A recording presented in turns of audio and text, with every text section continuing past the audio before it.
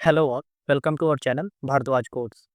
इस पार्ट में हम देखने वाले हैं एरो फंक्शन के बारे में कि आखिर में अब ये क्या चीज़ है। ठीक है, एरो फंक्शन क्या होता है? A shorter way to write function in JavaScript, मतलब एक छोटा तरीका होता है फंक्शन को जावास्क्रिप्ट में लिखने का। Uses equal to greater than arrow instead of function, मतलब यहाँ पे हम फंक्शन कीवर्ड का यूज नहीं करते, वहाँ पे हम जो ना एरो का यूज करते हैं, जो कि हमारा सिंबल कुछ स्टेप्स होता है, जैसे इक्वल टू देके फिर उसके बाद ग्रेटर देन, तो इसको बोला जाता है एरो। ठीक है, इसको जावास्क्रिप्ट में क्या बोला जाता है? तो arrow function commonly use for simple function. ये जो है ना कॉमनली मतलब छोटे-मोटे अगर फंक्शन लिखना होता है, ठीक है? तो उस टाइम पे यूज़ किया जाता है। वैसे बड़े-बड़े में भी यूज़ होता है ना? हम वो भी देखेंगे आगे चल के। अब इसके लिए हम चलो पहले एग्जांपल देख लेते हैं। अब यहाँ पे नॉर्मल फंक्शन जो होता था, हम क्या करते थे? फंक्शन कीवर्ड देते थे, फिर फंक्शन का नाम, फिर उसमें अगर हमारे पास पैरामीटर है वो ब्रैकेट के अंदर, फिर उसके बाद फंक्शन की बॉडी। वहीं पे एरो फंक्शन में क्या होता है? हम एक वेरिएबल में उसको स्टोर कर लेते हैं, कोई सा भी वेरिएबल देके, और उसके बाद इक्वल टू, ठीक है? जैसे कि हमने इसमें दिया था, याद है आपको? जैसे हमने एक्सप्रेशन लिखा था ना, तो यहाँ पे क्या किया था? बट हमने यहाँ पे फंक्शन कीवर्ड ना देके हम क्या करते हैं कि जो भी हमारा पैरामीटर के बाद जो आता है कर्ली ब्रेसेस, तो उसके पहले इन दोनों के बीच में हम एरो का सिंबल देते हैं, और उसके बाद हम अपने फंक्शन की बॉडी में जो भी कोड लिखना होता है वो लिख देते हैं। बस दोनों में इतना ही चेंज है, ठीक है?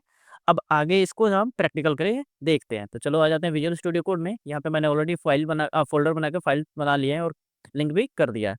तो यहाँ पे अब जैसे मान लो मैं पहले नॉर्मल फंक्शन दिखाता हूँ। जैसे फंक्शन यहाँ पे करता हूँ GREET, ग्रीट योरसेल्फ, ठीक है?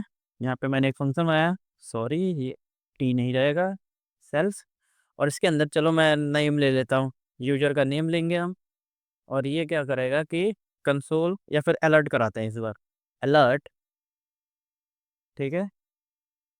हाय डियर, उसके बाद डियर का नेम डाल देते हैं, तो डियर का नेम हमारा मिलेगा किसमें? हमारा कर्ली ब्रेसेस, और इसमें नेम, हाय डियर, वेलकम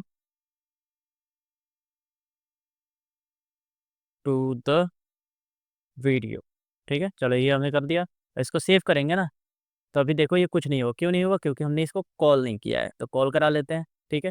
चलो यहीं पे कॉल करा लेते हैं। तो यहाँ पे मैं कॉल कराता हूँ, इसको कैसे कॉल कराएँगे? तो ग्रीट योरसेल्फ और ये ब्रैकेट सेव करेंगे। अब देखा गया ना, hello undefined welcome to the video, ठीक है? अब क्यों आ रहा है ऐसे? क्योंकि हमने इसमें कुछ पास नहीं किया। तो मैं इसमें पास भी कर देता हूँ। क्या पास करते हैं? कुछ भी पास कर देते हैं, अपनी मर्ज़ी है, ठीक है? मैं आलोक ही पास कर देता हूँ, ठीक है? सेव कर दो। अब देखो, hi dear Alok welcome to the video. अच्छा, एक चीज़ और मैं बताता हूँ। अगर मान लो हम यहाँ पे जैसे कोई वैल्यू पास नहीं कर रहे हैं, ठीक है? तो अगर मान लो अगर यूज़र कोई वैल्यू अगर पास ना कर रहा हो ना, तब भी हम इसमें चाहें तो डिफ़ॉल्ट वैल्यू दे सकते हैं। जैसे कि हमने तो टर्नरी ऑपरेटर का यूज़ करके हमने यहाँ दिया था, ठीक है? वो तो ठीक है। या फिर आप यहाँ पे इक्वल टू देके इसमें कोई वैल्यू असाइन भी कर सकते हो। जैसे कि मान लो मैं इसमें कर देता हूँ, जैसे डियर STUDENT, स्टूडेंट कर देता हूँ, ठीक है? अब देखो, अब मैं सेव करूँगा ना, अब इसको ओके करता हूँ। अब देखो, अब मैं रीलोड करूँ, तो ये देखो, hi dear student welcome to the video. तो ये क्या हो रहा है कि अगर आप यहाँ से कुछ पास नहीं करोगे तब ये आएगा। और अगर हम यहाँ पे कुछ पास कर दें, जैसे कि मैं मान लो मैं पास करता हूँ मोहन, ठीक है? सेव करता हूँ, तो ये देखो, dear Mohan welcome to the video. तो मतलब होगा ये कि अगर आप यहाँ से कुछ पास करोगे तब ये, या फिर यहाँ से आप जो है ना कोई डिफ़ॉल्ट पैरामीटर भी सेट कर सकते हो कि अगर कोई वैल्यू नहीं आता है तब हमारा ये वहाँ पे सेट होके दिखाएगा, ठीक है? आई होप आपको ये समझ में आ गया हो। अब बढ़ते हैं अपने मेन पॉइंट की तरफ। तो ये तो हमारा हो गया। अब फंक्शन जो है एरो फंक्शन, अब हम एरो फंक्शन देखेंगे। ये तो हमारा नॉर्मल फंक्शन हो गया।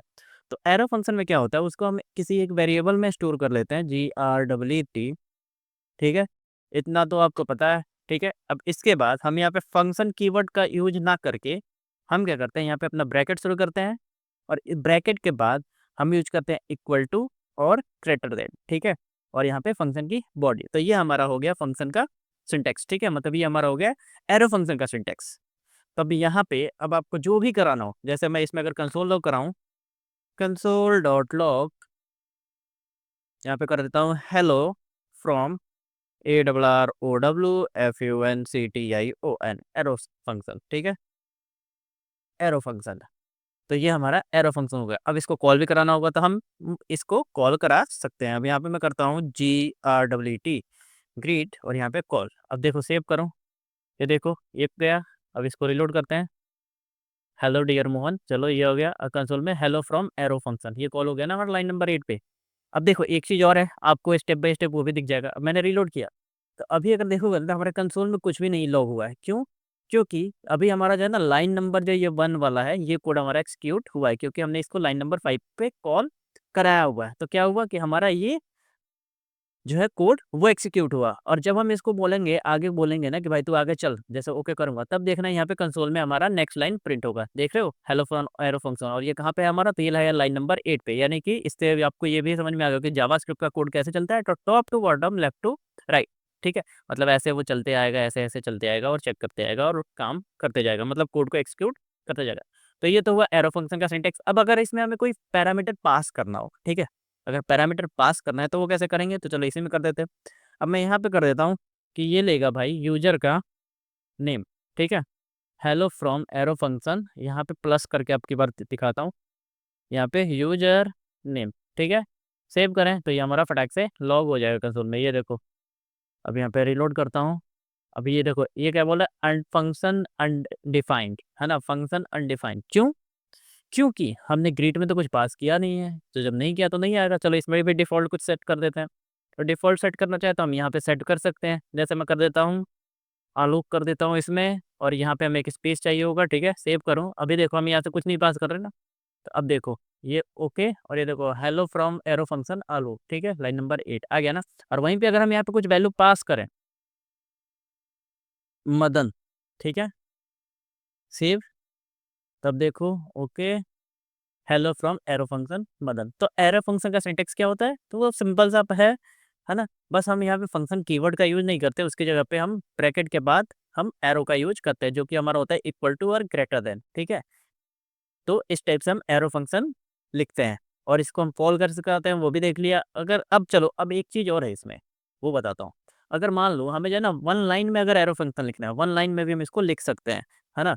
तो इसमें हम करली ब्रेसेस की भी ज़रूरत नहीं पड़ेगी। तो चलो वो देख लेते हैं। यहाँ पे मैं एक काम करता हूँ, ग्रीट वाले को कमेंट कर देता हूँ, और यहाँ सॉरी हाँ, ऊपर वाले को। और यहाँ पे अब हमें एक लाइन में लिखना हो ना, तो मैं करूँगा, चलो एक ऐड का बनाते हैं, लेट ऐड। ये क्या करेगा? ठीक है, इक्वल टू, ये क्या करेगा? ये दो नंबर लेगा, जैसे कि num1 प्लस num2। सॉरी, यहाँ पे प्लस नहीं होगा, num1 कॉमा num2। और ये आएगा यहाँ पे इक्वल टू, और इक्वल टू के बाद, सॉरी इक्वल टू नहीं, एरो फंक्शन। और एरो फंक्शन के बाद अगर हम वन लाइनर का यूज करें, मतलब एक ही लाइन में लिखना चाहते हैं ना, तो हमें फिर इसकी जरूरत नहीं पड़ेगी। आप चाहो तो दे भी सकते हो, नहीं भी दे सकते हो, ठीक है, बट हम नहीं देंगे। और यहाँ पे हम सिंपली कर देंगे कि तुम num1 प्लस num2 हो जाओ, है ना। तो जब वन लाइनर फंक्शन लिखते हैं ना, तो ना ही हमें इसमें रिटर्न कीवर्ड लिखने की जरूरत होती है, ये हमारा ऑटोमेटिक रिटर्न कर देता है। और ना ही हमें जो है ना करली ब्रेसेस लगाने की जरूरत होती है। ठीक है, तो ये हो गया हमारा वन लाइनर फंक्शन। अब हम इसको कॉल कराते हैं। यहाँ पे मैं कर दूँ कंसोल डॉट लॉग, सॉरी, और यहाँ पे मैं पास करूँ ऐड, और ऐड के अंदर हम पास करते हैं दो नंबर, जैसे 2,5। सेव करें तो अब देखना कंसोल में ये क्या आ रहा है? 8। लाइन नंबर कितना आ रहा है? तो 14। हमने क्या पास किया था? अच्छा, हमने 3,5 पास किया था। मैंने 2, आई थिंक कुछ ऐसे बोल दिया था। ठीक है, अब मैं इसको 13 करता हूँ, तो हमारा आना चाहिए 18। ये देखो 18 आ गया, तो हमारा ये भी परफेक्टली चल रहा है। यहाँ पे हमने रिटर्न कीवर्ड का यूज नहीं किया, ध्यान में रखना। ठीक है, यहाँ पे तो अगर हम वन लाइनर लिखते हैं ना, मतलब वन लाइनर एरो फंक्शन लिखते हैं, तो हम उसमें रिटर्न कीवर्ड की जरूरत नहीं होती। लेकिन वहीं पे अगर मल्टी लाइन में लिखोगे ना, जैसे कि मैं यहाँ पे एरो फंक्शन चलो डाल के दिखाई देता हूँ मल्टी लाइन में। यहाँ पे हम एरो डाल देते हैं, और यहाँ पे डाल देते हैं एरे, सॉरी करली ब्रेसेस, और इसको मैं नीचे कर देता हूँ, है ना। और यहाँ पे अगर मैं इसको कर दूँ रिटर्न, सेव करें, है ना। अब भी देखो ये हमारा चल रहा है। ठीक है, ये चल रहा है ना हमारा। अब देखो हमने मल्टी लाइन में कर दिया, अब इसको हटाता हूँ, सेव करता हूँ, तब देखो ये अनडिफाइंड रिटर्न कर रहा है। तो हम जो अगर एक लाइन में लिखेंगे तब हमें रिटर्न की जरूरत नहीं होती, अगर हम मल्टी लाइन में लिखेंगे तो हमें रिटर्न की ज़रूरत होगी एरो फंक्शन में। आई होप आपको ये अच्छे से समझ में आ गया होगा कि एरो फंक्शन एक्चुअली में होता क्या है। मिलते हैं अगले पार्ट में, जहाँ पे हम देखेंगे स्कोप के बारे में, कि जो भी हमारे पास जो फंक्शन और वेरिएबल्स होते हैं उनका स्कोप कैसे हम, मतलब हमें पता कैसे चलेगा कौन जो है किस स्कोप में है। ठीक है, आखिर में स्कोप चीज़ क्या है। वीडियो पसंद आया हो तो लाइक, शेयर और सब्सक्राइब जरूर करें। फ्यूचर अपडेट्स के लिए बेल आइकन जरूर दबाएं। मिलते हैं अगले वीडियो में। Thank you.